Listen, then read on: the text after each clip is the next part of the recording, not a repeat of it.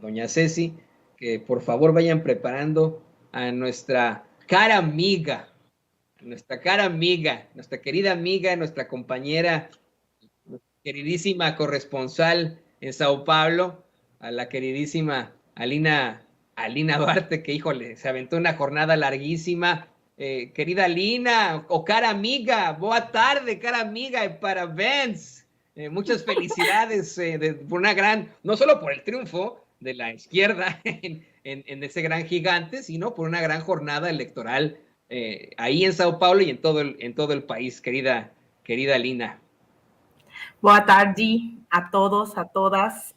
Muchas gracias, Toño. La verdad es que ha sido, pues como siempre, un honor estar aquí tratando de entender para poder informar, para poder comunicar y transmitir no solamente datos duros, ¿no? La información que vemos en todos los medios de comunicación, sino también dar un poco de análisis, de contexto a lo que está pasando. Y bueno, ayer sin duda fue una jornada titánica, ¿no?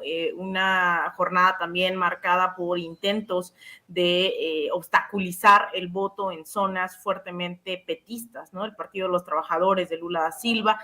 Sin embargo, a pesar de estos intentos, a pesar de infundir miedo, horas antes de esta jornada electoral, una diputada bolsonarista se tropezó y culpó al hombre con el que estaba discutiendo, que decía era simpatizante de Lula da Silva, lo acusó de haberla agredido y lo persiguió con una pistola junto con sus guardaespaldas, ¿no? Y después insistió en que ella había sido víctima. Eso es el bolsonarismo y bueno, ese era como una suerte de miedo también mediático que se ponía sobre la agenda a unas horas antes de comenzar la jornada electoral. Una vez que arranca esta jornada, pues veíamos a un Lula da Silva votando, confiado en que iba a ganar, un Jair Bolsonaro, que no sabíamos si iba a aceptar los resultados. Hasta hace unos minutos que estaba yo monitoreando, todavía no los ha aceptado, convirtiéndose en uno de los presidentes que más ha tardado en reconocer ya hasta el momento estos resultados. Veníamos con dos proyectos ya pues muy claros, ¿no? Un Lula da Silva arropado por movimientos sociales, organizaciones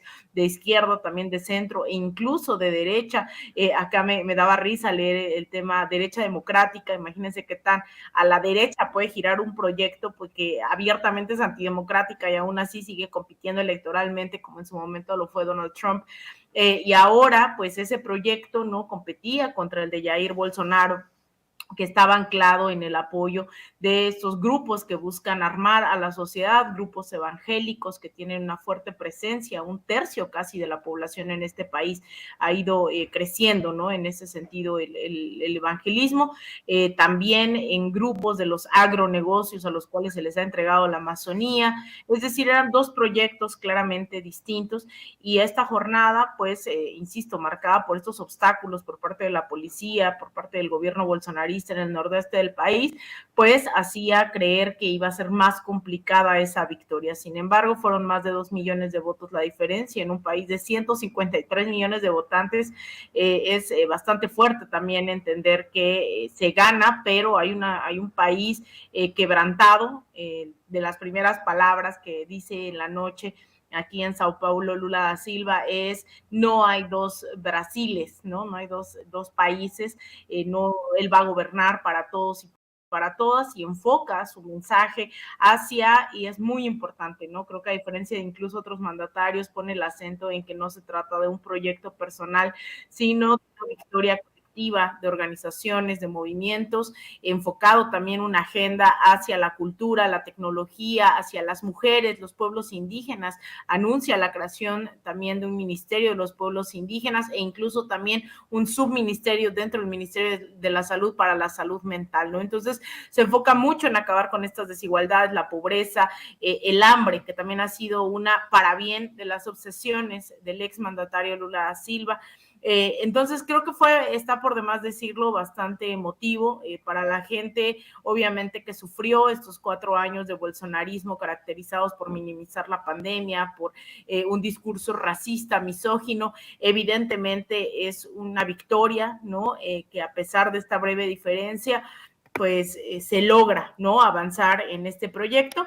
Y la otra es los retos a los que se va a enfrentar esta administración, que claramente tienen que ver con la cuestión ideológica, política, cultural, sería un error brutal creer que derrotando en las urnas al bolsonarismo se derrota y política ideológicamente.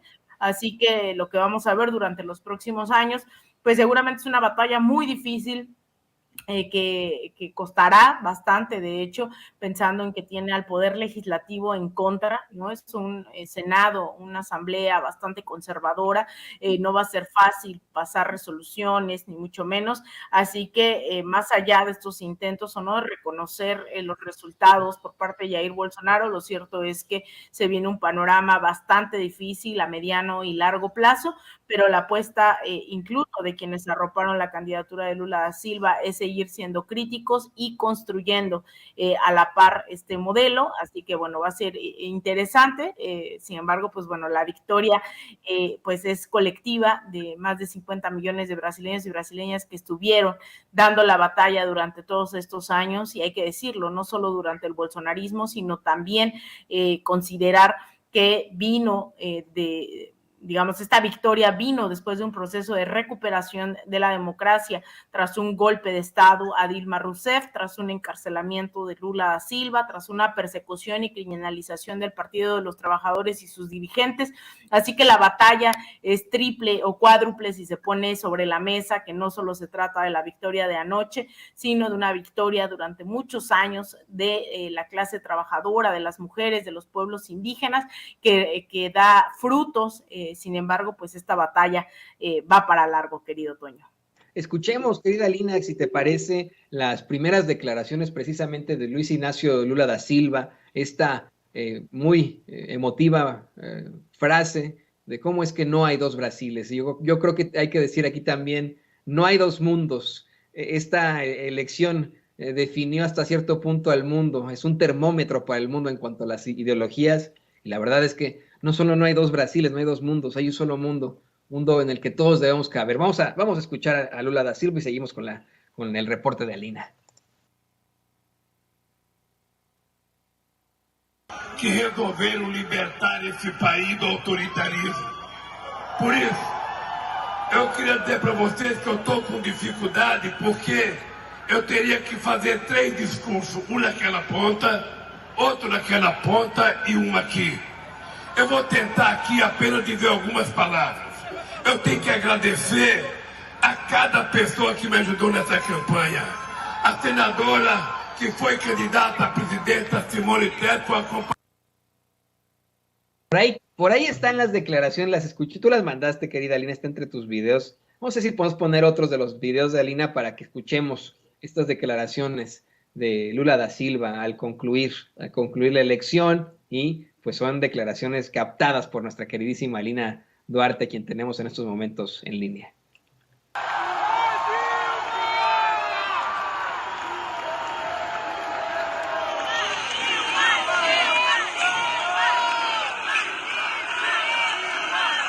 Quero agradecer ao meu querido companheiro Alckmin pela ajuda que me deu e pela ajuda que vai me dar para resolver os problemas desse país.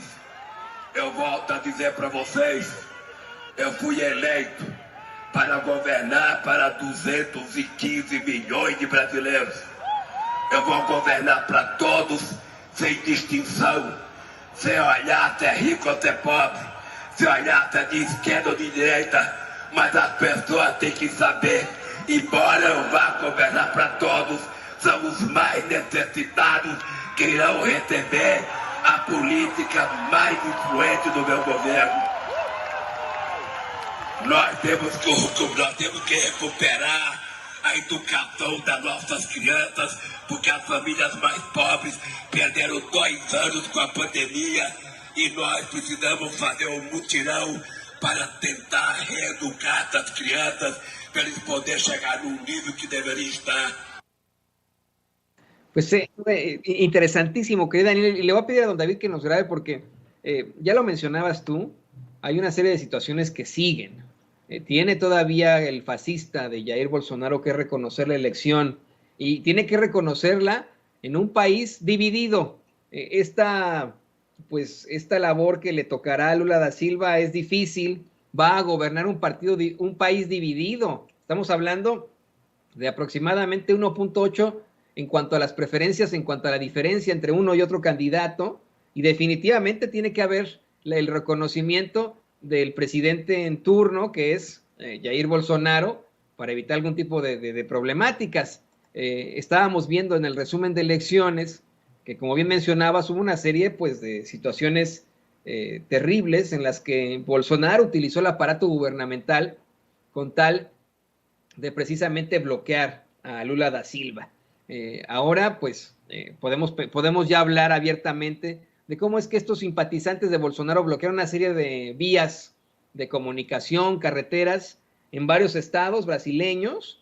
Y pues bueno, ¿cuál es tu visión sobre lo que está ocurriendo ahí en Brasil, sobre precisamente el reconocimiento de la derrota, si es que llega por parte de Bolsonaro? ¿Qué es lo que nos puedes decir, Alina?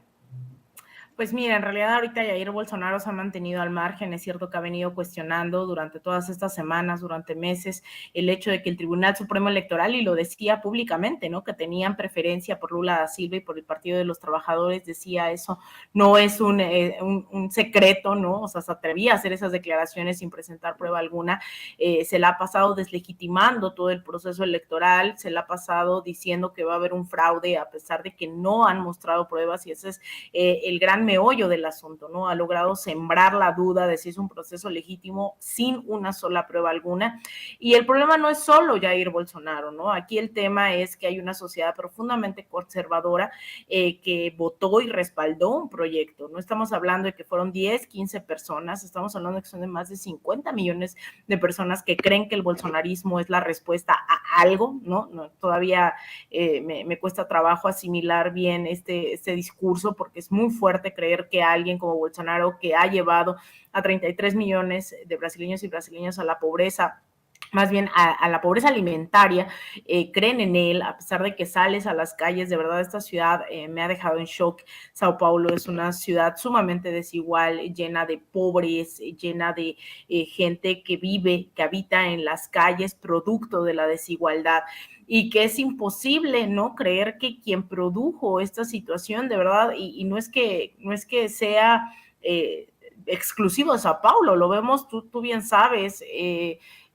Toño, que esto es una situación producto de este sistema, ¿no? La desigualdad y la pobreza la vemos en Estados Unidos, en Filadelfia, la vemos en Nueva York. Esta desigualdad no puede continuar, ¿no? Este sistema económico, político llamado capitalismo no puede continuar, y la gente cree que la opción sigue siendo Bolsonaro, aun cuando de verdad esta ciudad hay casas de campaña por todos lados. No es como que sea un barrio, no, en realidad todas las ciudades están en esta situación, y ahora sus seguidores, obviamente, en esta indignación y producto de este discurso, como Donald Trump, tal cual, en las elecciones, que se negaba a reconocer y metía dudas, pues las bases bolsonaristas hoy también están saliendo a hacer bloqueos, ¿no?, que son en menor cantidad en este país. Bien lo decía en el video que escuchábamos Lula da Silva, gobernar para más de 250 millones de brasileños es el objetivo, y estos disturbios no llegan a esas magnitudes. La ciudad pues se mira bastante tranquila esta mañana. No hay registros mayores de incertidumbre. Lo cierto es que, bueno, los golpes de Estado, no es por ser alarmista, pero comienzan con pequeñas protestas. Así empezó el golpe de Estado postelectoralmente en el caso de Bolivia, en estas fechas hace 3 años, en el cual pues pequeñas protestas desencadenaron una desestabilización masiva. Entonces, bueno, creo que podría ser esa una apuesta, pero tendremos que esperar definitivamente las declaraciones de un Jair Bolsonaro aceptando o negando los resultados para un poco dar seguimiento, ¿no?, a esas posibilidades de lo que podría ocurrir. Por el momento, bueno, hay que prender las alarmas, ¿no?, de estos intentos, pero no ha ido más allá. Y fíjate, Alina, en el caso de Bolivia era el común denominador, el pueblo, la mayoría en contra del conservadurismo, a favor de Evo Morales. Fue todo el aparato del ejército el que consiguió dar el golpe de Estado en Bolivia, pero utilizando las instituciones y utilizando al poder, no al pueblo. En el caso de Brasil, como bien mencionas, pues Jair Bolsonaro tiene a 50 millones de personas respaldándolo, contra otros 50 millones de votantes que estuvieron a favor de del presidente ahora, Lula da Silva, ¿no? Con una muy, muy escasa diferencia de 1.8% de las preferencias. Tienes toda la razón, hay que estarlo observando, no hay que quitar el dedo del renglón ante cualquier eventualidad. Y ya para cerrar, le pido a don David que nos grabe, ya para cerrar, querida Lina, por favor no te vayas sin comentarnos tu opinión sobre las declaraciones de hoy del presidente López Obrador acerca precisamente de la elección en Brasil. Creo que tú, quien has estado, pues vamos, desde hace años, décadas, una década al menos, has estado denunciando cómo es que crece esa ultraderecha en el mundo y cómo es que se agrupa utilizando precisamente instituciones a nivel mundial para establecer, pues, andanadas de fake news, de satanización hacia el populismo, hacia las políticas sociales, hacia las políticas que buscan combatir el hambre del mundo, combatir la ignorancia, combatir pues tantas y tantas situaciones en las que nos ha dejado la ultraderecha. Hoy el presidente López Obrador comentó que antes de la elección en Brasil, hace algunos días, se reúnen en España no solo Ernesto Zedillo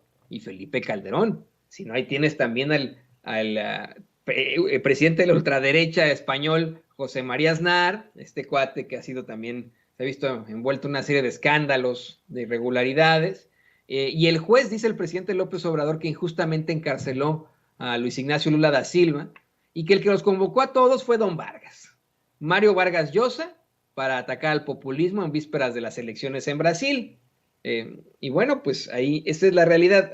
Puede ser que no les esté funcionando, ¿no? Puede ser que Vargas Llosa esté muy salado, don Vargas esté muy salado, pero de que seguirán intentándolo, y creo que vale la pena que nos comentes qué opinas sobre esto, ahora que estamos hablando de un país que está dividido en estos momentos, mitad y mitad, con los que buscan y están a favor increíblemente de la ultraderecha y los que quieren progreso.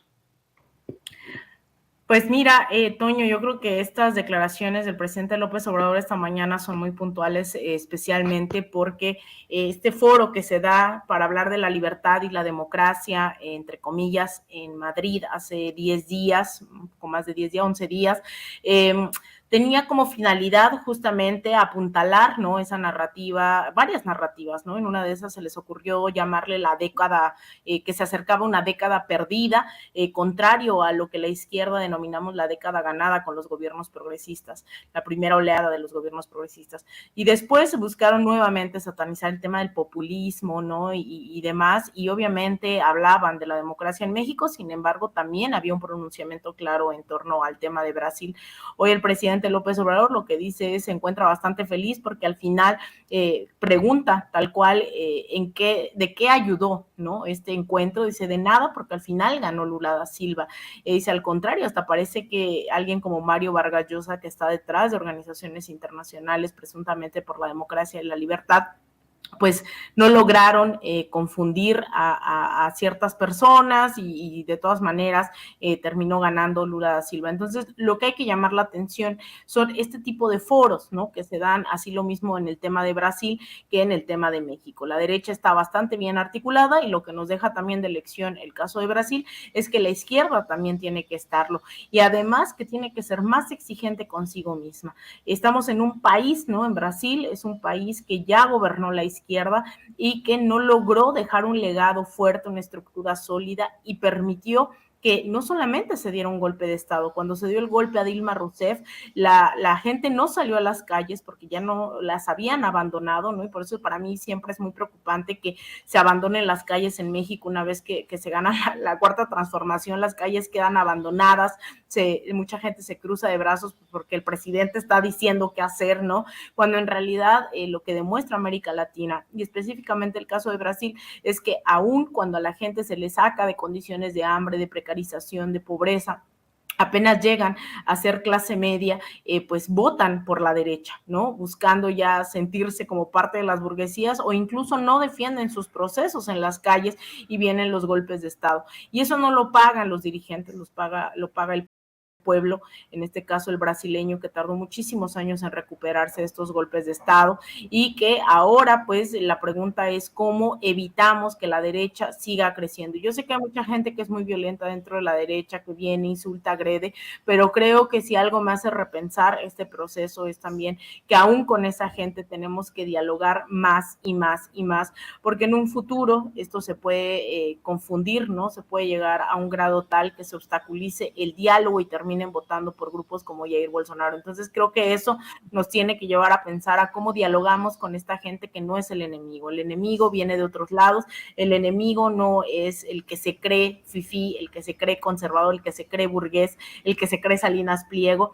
Ese no es el enemigo es Salinas Pliego, el enemigo es este sistema político económico, el enemigo incluso está dentro también de muchos de los puestos de la Cuarta Transformación. Entonces creo que hay que madurar más en este debate, fortalecer los procesos que se asumen como izquierda, y también creo fortalecer las alianzas con movimientos sociales, ¿no? Con grupos que a veces se van alejando porque no ven que sus demandas se vayan materializando, pero hay que volver a retomar estos lazos. Y en México, bueno, ese es el tema, ¿no? Con las madres buscadoras de sus desaparecidos, las víctimas de los feminicidios, el movimiento feminista, hay que seguir interlocutando, hay que seguir dialogando, porque a la larga solo eso va a hacer mantener los procesos y no solamente la votación, ¿no? La votación, la gente puede ir cada 4 años, cada 6 años a votar, pero si no hay una solidificación de esta conciencia de clase, de este avance en lo que todavía hace falta por construir, pues todo puede venirse abajo.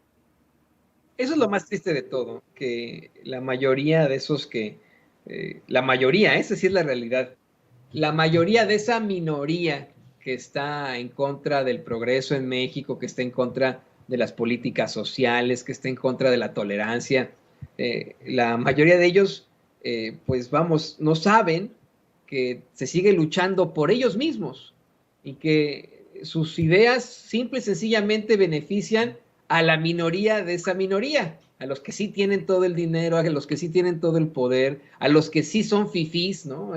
Los demás, pues no, o sea, no porque a lo mejor le ahorraron un poquitito desde la clase media alta y pudieron ir a la Fórmula 1. No por eso ya son fifís, ¿no? Por ejemplo, y tendrían que estar conscientes de que la búsqueda de ese bienestar para todos, de esa igualdad, de esa justicia, es beneficiosa para el mundo, es beneficiosa para ellos, evitarían serios problemas de seguridad, pero bueno, algún día enfrentarán y encontrarán la verdad estos personajes. Mientras tanto, no me queda más que agradecerte, querida Alina Duarte, que nos eches la mano, que estés muy pendiente de nuestras transmisiones, que como nuestra corresponsal sigas ahí en Sao Paulo, después de una larga jornada de elecciones presidenciales, siempre poniendo pecho a las balas. El otro día le estaba diciendo a mi esposa cómo es que ella me preguntaba siempre por ti, ¿no? De, oye, ¿cómo le está yendo a Alina ahorita ahí en Brasil? Yo me quedé, me decía, muy preocupada, muy angustiada por ella cuando estuvo ahí en Bolivia y que la quisieron acusar injustamente de una serie de cosas en los ultrafachos, y ya no platicamos de esto, pero siempre estamos muy pendientes de lo que pueda pasar contigo. Así claro que sí. Agradecidísimos siempre no solo por tu cobertura periodística, sino por tu lucha, querida Alina Duarte. Por favor, compártenos tus redes sociales. Muchas gracias, Toño. Pues sí, aquí estamos, y es obviamente el público de Sin Censura, a pesar de que los bots insistan en atacar, ¿no? Si es periodismo panfletero y demás, mira, yo me siento muy orgullosa de venir a informar en estos espacios, de hacer lo que hago, y la verdad, gracias a todo el apoyo de esta audiencia, que pues la verdad es que pocas veces se encuentra. Agradecerte a ti, Toño, también todo el apoyo, a Vicente, a todo el equipo, que siempre me echan porras, ¿no? A pesar de estar de aquí para allá en la locura, nunca me han cuestionado. Al contrario, yo agradezco todos estos espacios, todas estas puertas que se abren. Y pues a mí me encuentran en Twitter en @Alina Duarte-, en Instagram _Alina Duarte, en Facebook.com /Alina Duarte Periodista.